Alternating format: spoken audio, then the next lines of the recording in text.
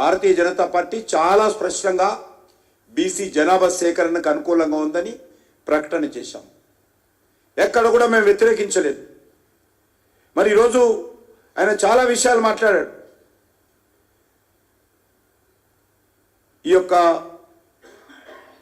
అమెరికాకు సంబంధించి ఎవరైతే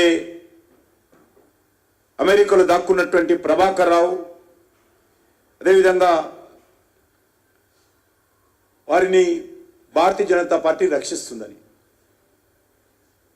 మేము మొదటి నుంచి కూడా అడుగుతున్నాం. మేము ఇప్పుడు కూడా హైకోర్టులో కేసు వేసాం. భారతీయ జనతా పార్టీని బాజాప్తా ఈ ఫోన్ ట్యాపింగ్ కేసు ఏదైతున్నదో అది సిబిఐకి ఇవ్వాలి.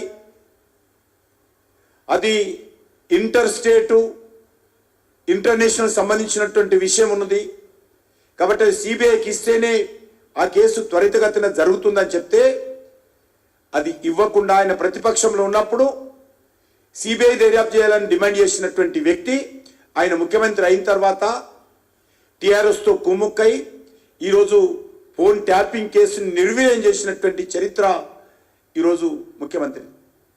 జడ్జీల ఫోన్లు ట్యాపింగ్ చేశారని, సినిమా యాక్టర్ల ఫోన్లు ట్యాపింగ్ చేశారని, పారిశ్రామికవేత్తల ఫోన్లు ట్యాపింగ్ చేశారని, భార్యాభర్తల మధ్యలో గొడవలు పెట్టారని, పెద్ద ఎత్తున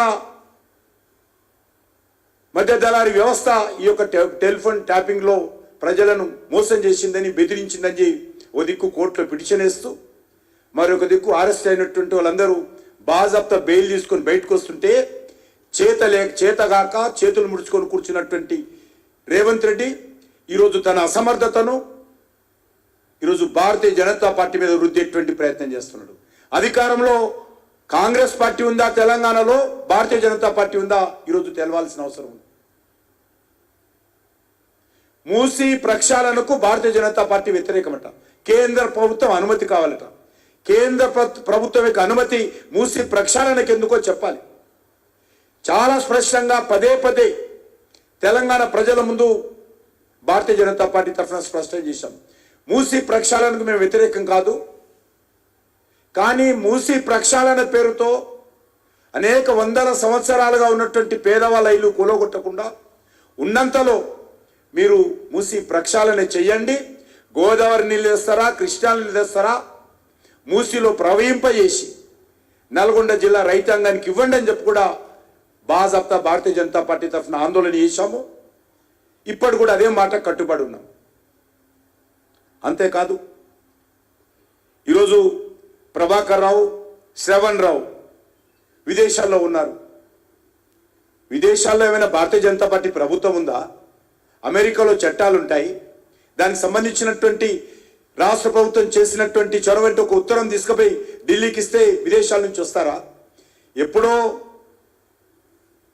బాంబేలో జరిగినటువంటి బాంబు పేలుళ్లలో అమెరికా కోర్టు అనుమతితో మొన్న తీసుకురావడం కోసం కోర్టు అనుమతి ఇచ్చింది. ఈ మధ్యలో అనేక సంవత్సరాల తర్వాత అదేదో భారతీయ జనతా పార్టీ నరేంద్ర మోడీ గారి ప్రభుత్వం కేసీఆర్తో కుమ్ముక్కైందని కాదు, మేమే స్వయంగా ఈ కేసు మీద సమగ్రమైనటువంటి దర్యాప్తు జరపాలని హైకోర్టులో Bharatiya Janata party public interest litigation వేసాం.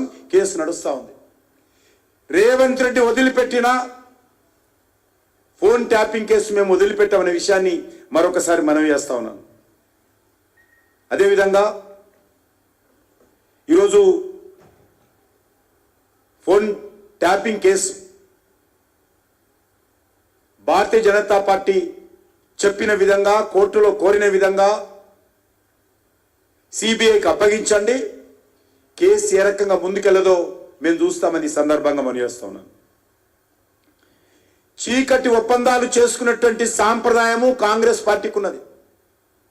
మజ్లిస్ పార్టీతో చీకటి ఒప్పందాలు, కేసీఆర్ టిఆర్ఎస్ పార్టీతో చీకటి ఒప్పందాలు, కమ్యూనిస్టు పార్టీతో చీకటి ఒప్పందాలు, దేశ వ్యతిరేక శక్తులతో చీకటి ఒప్పందాలు చేసుకునేటువంటి సాంప్రదాయము కాంగ్రెస్ పార్టీకి ఉంది. మేము ఏదైతే చెప్తామో అదే చేస్తాము, ఏదైతే చేస్తామో అదే చెప్తాము. రేవంత్ రెడ్డి తాటాకు చప్పులకు భయపడేటువంటి పార్టీ మాది కాదు. మీ అబద్ధాల ఉపన్యాసాలతో వెనుకాడు వేసేటువంటి పార్టీ మాది కాదు. మనవి చేస్తా ఉన్నాను.